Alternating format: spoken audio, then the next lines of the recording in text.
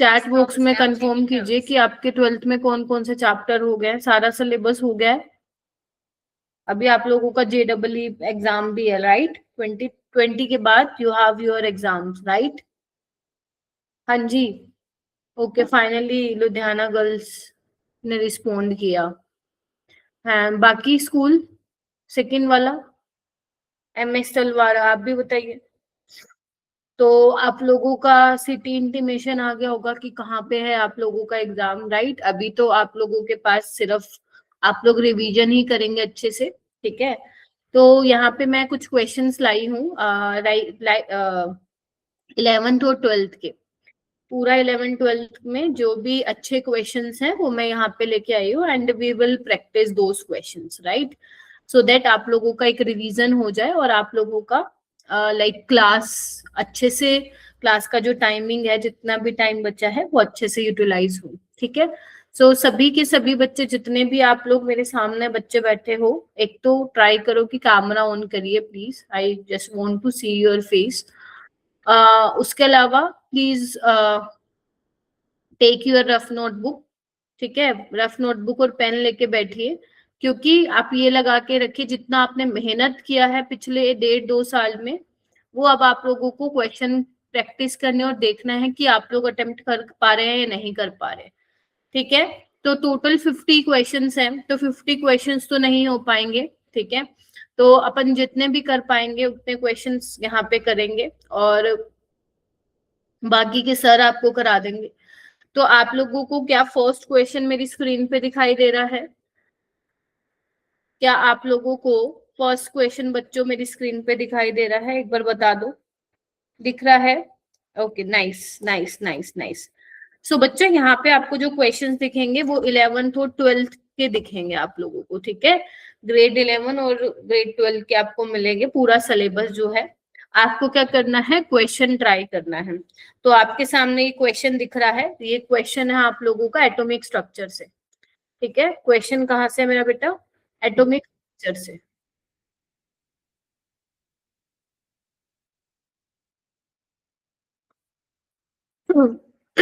Atomic structure से आपका question है, ठीक है? तो फर्स्ट क्वेश्चन आप लोग ट्राई करेंगे कि ये क्वेश्चन किस तरीके से सोल्व होगा, और देन आप मुझे इसका आंसर बताएंगे चैट बॉक्स में, ठीक है? देन फिर मैं इसको सॉल्व कराऊंगी कि कैसे इसको सॉल्व करना है। पहले आप ट्राई करेंगे ये एटॉमिक स्ट्रक्चर, काफी इंपॉर्टेंट चैप्टर है जेई के पर्सपेक्टिव से, तो आप लोगों को ये चैप्टर करना है। इसके सारे फॉर्मूलाज भी अच्छे से आप लोगों को करने रहेंगे, राइट? तो एक बार सारे बच्चे फटाफट ट्राई करेंगे इसको, ट्राई कीजिए बच्चों।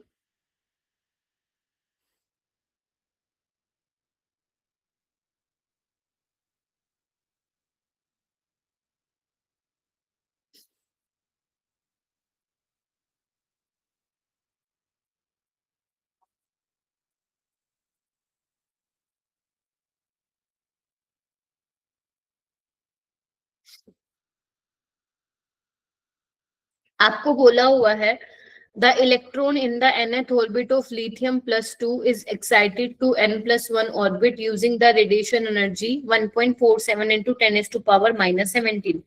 तो बेसिकली जो इलेक्ट्रॉन आपका nth ऑर्बिट में है, ठीक है, लिथियम की बात हो रही है यहाँ पे, राइट?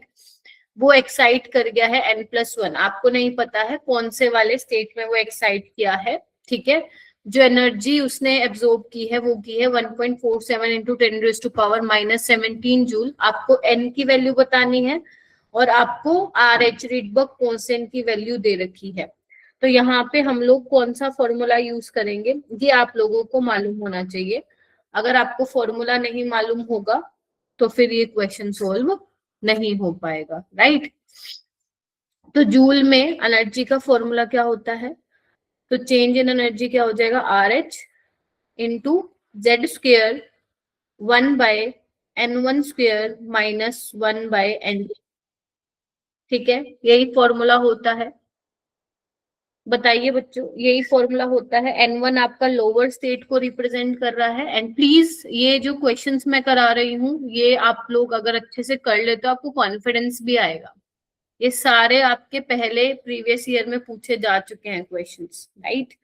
सो N1 यहाँ पे लोअर स्टेट को दिखा रहा है और N2 आपका हाईएस्ट स्टेट को दिखा रहा है। एनर्जी कितना है, 1.47 इंटू 10⁻⁻17 है, और RH की वैल्यू है 2.18 इंटू 10⁻⁻18 है, ठीक है। Z कितना है, लिथियम के लिए क्या Z होगा, हाइड्रोजन हीलियम लिथियम 3, यानी कि 3 का स्क्वायर 9, तो 9 होगा, राइट। तो 1/N1² माइनस 1/N2²। अब आपको इसको सोल्व करना रहेगा, कैसे सोल्व करोगे,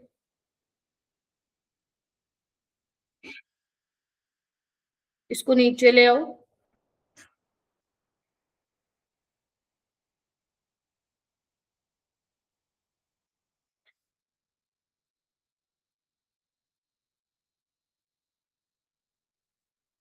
ठीक है। अब आपको क्या करना है, इसको सोल्व करना है। इसको सोल्व करने के बाद देखो आपके पास क्या आएगा, सोल्व करेंगे सारे बच्चे इसको, कितना आ रहा है इसको सोल्व करने के बाद।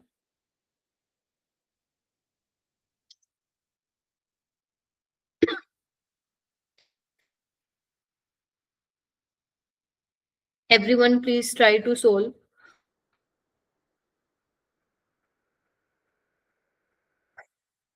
ये तो आपका 10 बन जाएगा, ठीक है, -17 प्लस 18, ठीक है, ठीक है।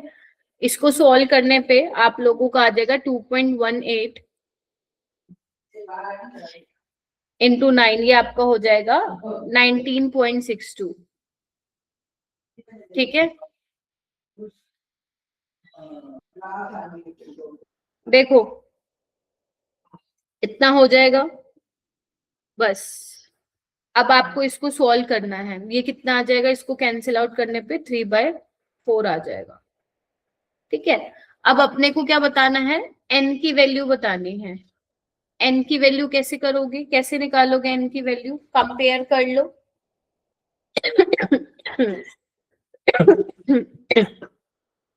बताओ कितनी आएगी, सभी बच्चे निकालो और मुझे आंसर बताओ कितना आएगा।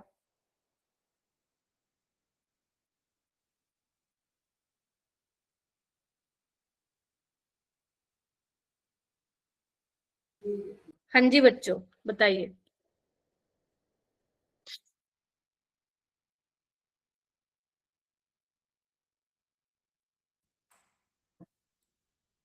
कितना आंसर आ जाएगा,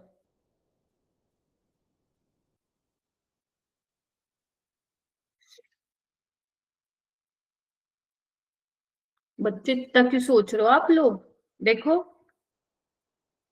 देखो इसको ऐसे लिख लो, ये इतना तो हो गया अपना, देखो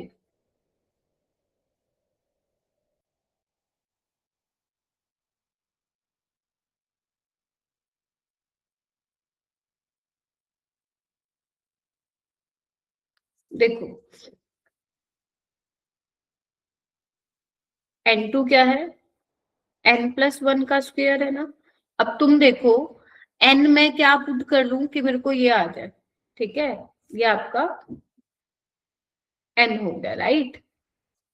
चलिए देखिए, अगर मैं n को 1 पुट करूं तो देखना क्या होगा,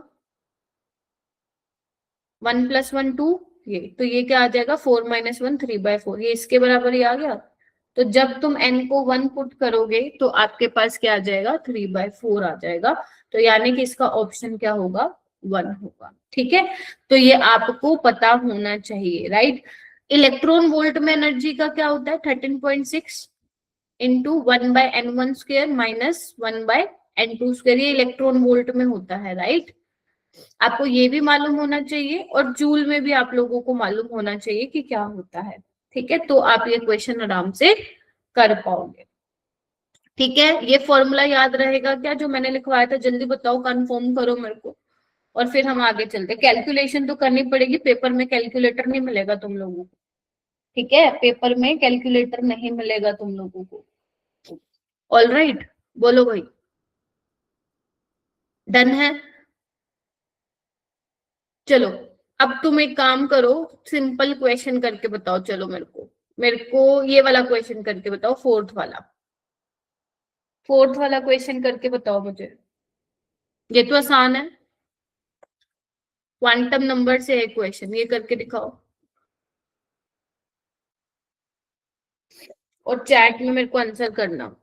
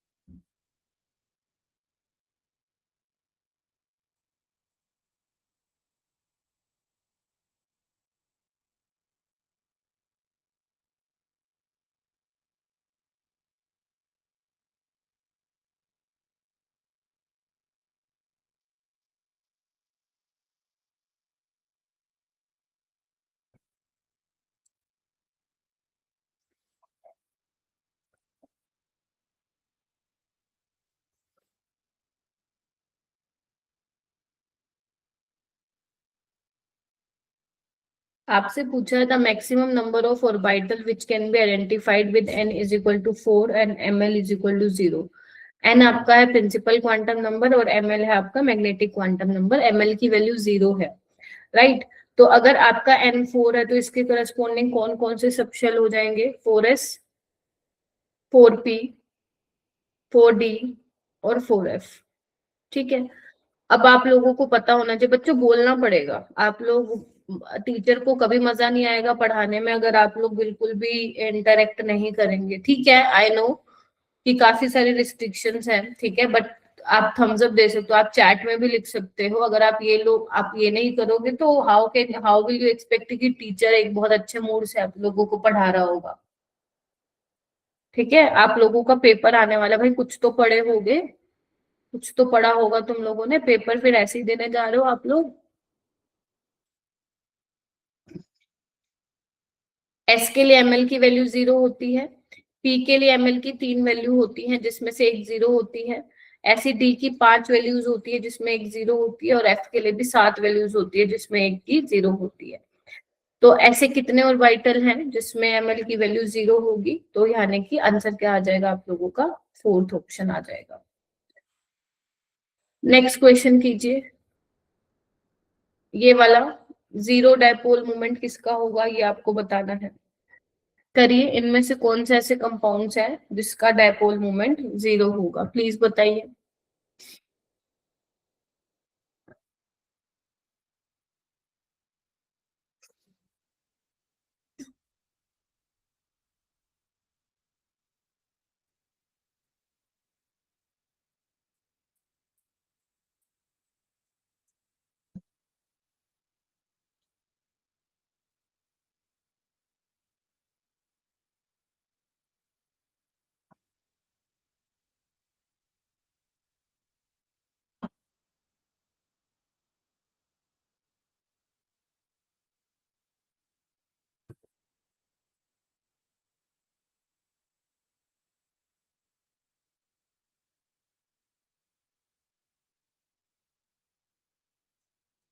जिसका डायपोल मोमेंट 0 होता है वो नॉन पोलर स्पीशीज होती है।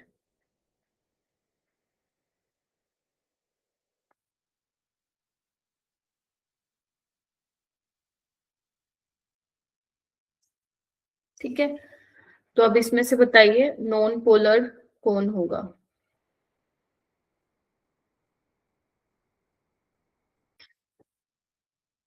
एच एफ क्या होता है, इसका कुछ डायपोल मोमेंट होता है ना, this is polar, not equal to 0 होगा।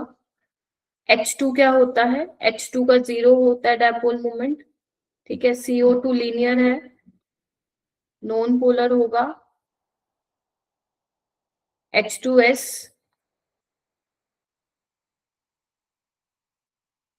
पोलर है, NH3 पोलर है, CH3 पोलर है, वाटर पोलर है, ये सारे क्या है अपने अपने को नॉन पोलर बताने हैं ना। तो नॉन पोलर में आपका एक तो ये हो गया CO2 हो गया, H2 हो गया, BF3 नॉन पोलर है बच्चों, डायपोल मोमेंट 0 होगा। CH4 also non polar. ये आपको जब आप डायपोल मोमेंट की डायरेक्शन देखोगे ना, then you will get to know कि किस तरीके से। जैसे अगर मैं बोलूं BF3, ठीक है, दिखने में तो क्या लग रहा है ये पोलर है क्योंकि बोरोन और फ्लोरीन के बीच में इलेक्ट्रोनेगेटिविटी डिफरेंस है, बट एक्चुअली पूरा मॉलिक्यूल कैसा है, नॉन पोलर है। डायपोल मोमेंट की हम डायरेक्शन दिखाते हैं इलेक्ट्रोपॉजिटिव टू इलेक्ट्रोनेगेटिव, तो फ्लोरीन की तरफ आएगी, फ्लोरीन की तरफ आएगी और फ्लोरीन की तरफ इस तरीके से दिखाओगे एरो। अब इन दोनों का रिजल्टेंट नीचे की तरफ आएगा, अब एक ऊपर जा रहा है एक नीचे, कैंसिल आउट, तो ये हो जाएगा आपका 0, नॉन पोलर। ऐसे ही आपका SiF4 नॉन पोलर होगा, BeF2 भी नॉन पोलर होगा। तो 1 2 3 4 5 6 6 ऐसे कंपाउंड्स होंगे जिनका डायपोल मोमेंट क्या होने वाला है, 0 होने वाला है। चलिए उसके बाद आते हैं बच्चों, नेक्स्ट क्वेश्चन देखिए, 6th वाला।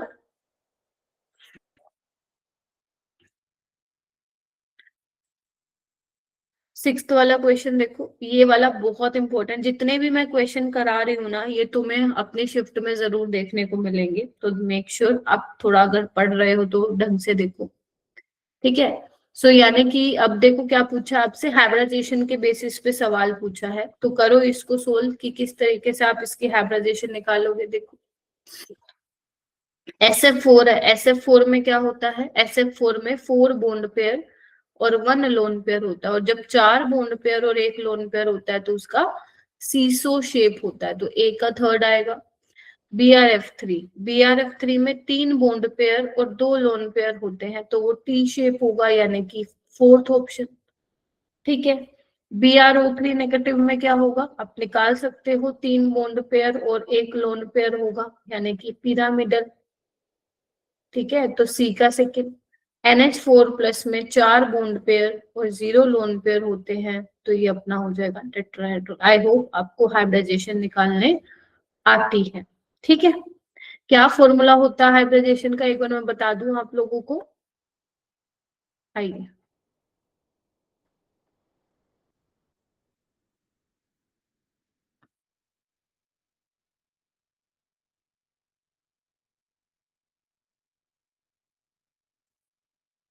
देखिए हाइब्रिडाइजेशन निकालने का फॉर्मूला होता है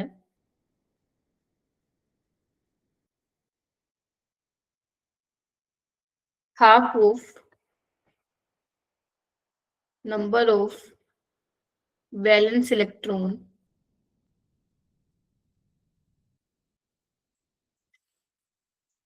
half of number of valence electron, किसके वैलेंस इलेक्ट्रॉन बच्चे, सेंट्रल एटम में कितने हैं, ठीक है, plus number of monovalent atom. Monovalent atom क्या होता है बच्चों, जो एक बॉन्ड तो बनाए ही बनाए, जैसे हाइड्रोजन एक बनाता है ना, और आपका फ्लोरीन हो गया, क्लोरीन हो गया, एक बनाता है ना ये, ब्रोमीन, आयोडीन, तो आपके हाइड्रोजन और हेलोजन ये मोनोवेलेंट एटम होंगे, राइट। फिर उसके बाद क्या होता है, plus minus charge on species. आपको ये देखना है स्पीसीज पे क्या चार्ज है, अगर पॉजिटिव का चार्ज है तो जितना पॉजिटिव है उतना माइनस कर देना, और अगर माइनस का चार्ज है तो जितना माइनस है उतना आप ऐड कर देना, इससे आप अपना हाइब्रिडाइजेशन निकाल सकते हो, ठीक है। अगर मान लो हाइब्रिडाइजेशन नंबर 2 आता है,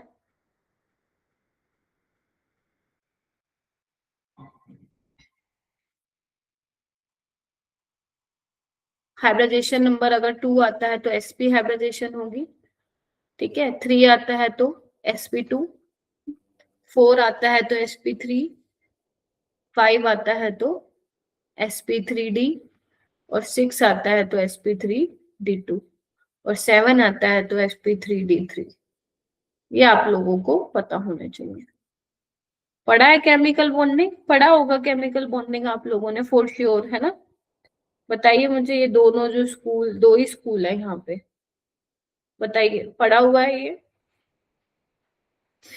नहीं पढ़ा हुआ तो पढ़ना चाहिए था, इसके बिना जेई में कुछ भी नहीं करोगे, कर पाओगे आप लोग, राइट। ओके, ये वाला हम करते हैं, सेवेंथ क्वेश्चन।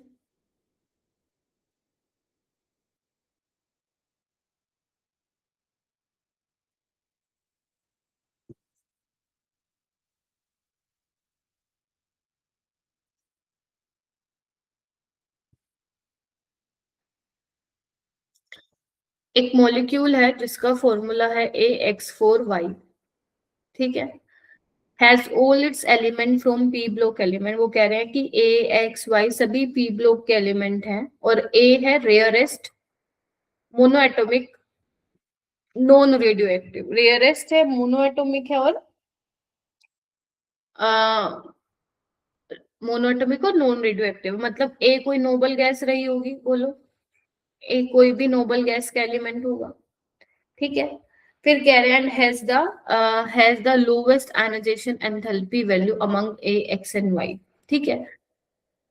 फिर वो कह रहे हैं कि जो एलिमेंट एक्स और वाई है वो हमारे first and second highest electronegativity values है। तो सबसे ज्यादा पूरे पीरियोडिक टेबल में फ्लोरीन हाईएस्ट इलेक्ट्रोनेगेटिव होता है, उसके बाद ऑक्सीजन, यानी कि एक्स रहा होगा फ्लोरीन, और ये रहा होगा ऑक्सीजन, और ये है कोई भी नोबल गैस, लेट से कुछ भी है, मैं इसको नहीं लिख रही, ठीक है।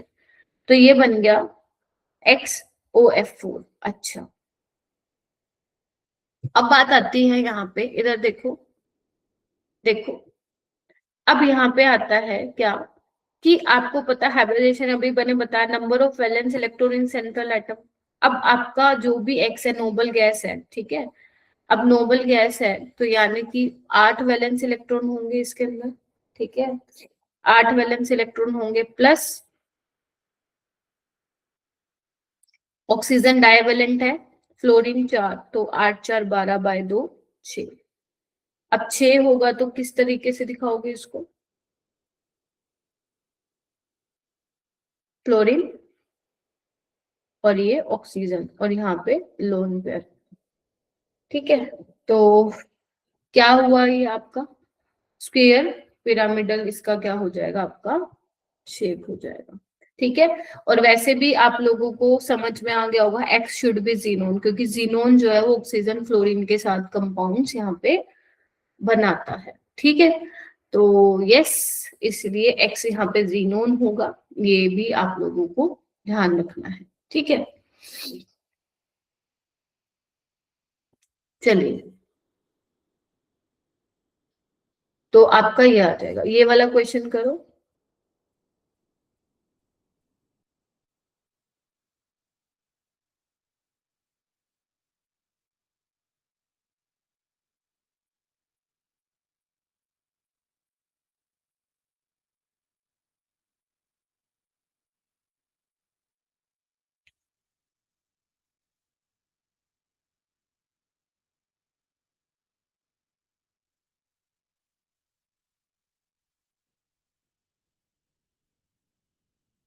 8 क्वेश्चन कीजिए।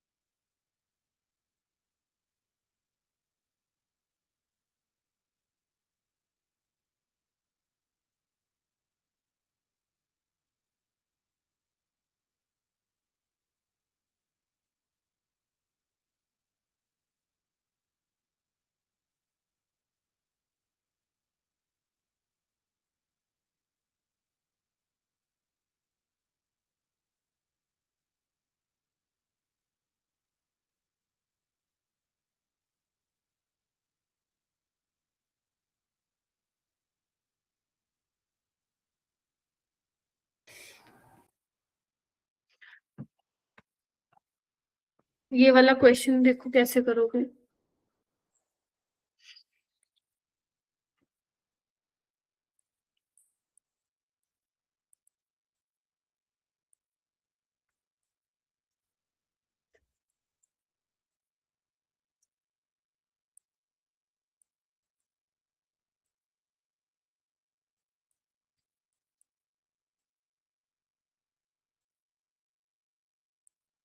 देखो, total number of species from the following in which one unpaired electron is present. आपको बताना है एक अनपेयर्ड इलेक्ट्रॉन कहाँ होगा, और ये आया होगा आपका एमओटी से सवाल। तो देखो, सबसे पहले तो आप ये पहचानो और ये जान लो कि किस में अनपेयर्ड इलेक्ट्रॉन नहीं होगा, मतलब जो स्पीसीज डायमैग्नेटिक होगी, ठीक है, उसमें अनपेयर्ड इलेक्ट्रॉन नहीं होगा। तो अगर आपके ओड नंबर ऑफ इलेक्ट्रॉन है, ठीक है, और साथ ही साथ 10 इलेक्ट्रॉन और 16 इलेक्ट्रॉन है, तो वो वाली स्पीसीज क्या होती है आपकी, पैरामैग्नेटिक होती है। और इवन नंबर ऑफ जहां पे इलेक्ट्रॉन होंगे एक्सक्लूडिंग 10 और 16 वो होंगे डाया। तो अगर देखो N2 जो है 14 इलेक्ट्रॉन है, डाया है, तो ये डायमैग्नेटिक है, हटा दीजिए। O2 क्या है, 16 इलेक्ट्रॉन है, पैरामैग्नेटिक है, ठीक है। और इसके इलेक्ट्रॉन कहाँ कहाँ पे आते हैं, पाई स्टार 2px और पाई स्टार 2py में अनपेयर्ड इलेक्ट्रॉन यहाँ पे होते हैं एक एक एक। तो हमें वन अनपेयर्ड पूछा है, तो ये भी नहीं हो सकता। C2 नेगेटिव, C2 नेगेटिव यानी कि 6 2 12 + 1 13, 13 इलेक्ट्रॉन, 13 इलेक्ट्रॉन, राइट। जो जब 13 इलेक्ट्रॉन का मतलब पैरामैग्नेटिक है, तो जब आप इसका इलेक्ट्रॉनिक कॉन्फ़िगरेशन लिखोगे तो वहां पे आपको दिखेगा कि एक अनपेयर्ड इलेक्ट्रॉन वहां पे होगा, ठीक है। कैसे करोगे कॉन्फ़िगरेशन, जब इलेक्ट्रॉन 14 या 14 से कम होते हैं तो उसके लिए जो फॉलो होता है ऑर्डर वो ये होता है sigma 1s, sigma star 1s, sigma 2s, sigma star 2s, ठीक है, पाई 2px, पाई 2py, sigma 2pz, pi star 2px, pi star 2py, sigma star 2pz, ठीक है। अब आपको क्या करना है, 12 इलेक्ट्रॉन, 13 इलेक्ट्रॉन भरने हैं ना, तो 2 4 6 8, पहले एक एक भरोगे इसमें, 9 10 11 12 13, ठीक है। तो देखो इस तरीके से एक इलेक्ट्रॉन है अनपेयर्ड तो आ गया। यहाँ पे देखो O2 नेगेटिव, O2 नेगेटिव में कितने होंगे, 17 इलेक्ट्रॉन, वो भी पैरा होगा। तो 16 में ये है, 17 में क्या हो जाएगा, एक और आ जाएगा अनपेयर्ड, तो ये भी होगा। O2 2 नेगेटिव 18, एक और ये डायमैग्नेटिक हटा दीजिए। H2 प्लस, एक ही इलेक्ट्रॉन है इसमें, तो ये भी होगा। Cn नेगेटिव 6 + 7 13 और एक 14, डायमैग्नेटिक हटा दीजिए, ठीक है। हीलियम 2 प्लस, हाइड्रोजन हीलियम, कितना होता है एटॉमिक नंबर हाइड्रोजन हीलियम, 2, तो 2 × 2 4, 4 - 1 3, तो sigma 1s2 sigma star 1s1, इसमें भी एक अनपेयर्ड इलेक्ट्रॉन है। तो C2 नेगेटिव, O2 नेगेटिव और आपका H2 प्लस और He2 प्लस, तो आपके जो होंगे 4 अनपेयर्ड, 4 वन अनपेयर्ड इलेक्ट्रॉन होंगे। तो आपको ये ध्यान देना था कि आपके कितने अनपेयर्ड इलेक्ट्रॉन यहाँ पे होंगे, ठीक है। इस तरीके से सवाल करना है, ठीक है।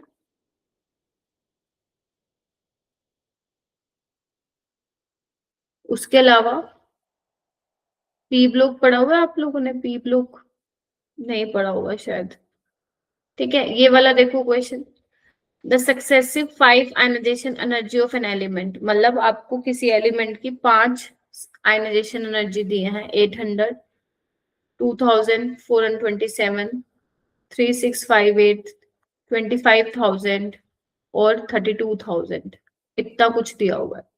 आपको पूछा है इन वैल्यूज को यूज करके आपको ये बताना है कि एलिमेंट कौन से ग्रुप का है। तो ये क्वेश्चन बहुत पॉपुलर है, कैसे करते हो आप ये देखिए कि किन दो वैल्यूज में बहुत ज्यादा डिफरेंस आपको दिखाई दे रहा है। तो मुझे 3600 और 25000 में बहुत ज्यादा डिफरेंस दिख रहा है, देख रहे हो आप, 3658 और 25000, देखो यहाँ पे 3000 के आसपास, 25000, सबसे ज्यादा डिफरेंस यहाँ है। तो जो तीसरी वैल्यू है उसके बाद सबसे ज्यादा डिफरेंस देखने को मिल रहा है। तो मतलब जो ये एलिमेंट है उसमें वैलेंस इलेक्ट्रॉन कितने रहे होंगे, 3 रहे होंगे। तभी 3 के बाद जब फोर्थ निकालने जा रहे हो तो उसके बाद आपको बहुत ज्यादा एनर्जी देनी पड़ रही है, राइट। तो और ये कौन से ग्रुप का होगा, ग्रुप नंबर 13 का, ठीक है। तो आपका क्या हो जाएगा आंसर, ग्रुप नंबर 13 हो जाएगा, ठीक है। तो ये क्लास आपकी 255 तक होती है, कंफर्म करो। ये तो कंफर्म कर दो क्योंकि तुम्हें जल्दी भागना होता है ना क्लास से, ये तो बता दो। 2:55 तक होती है।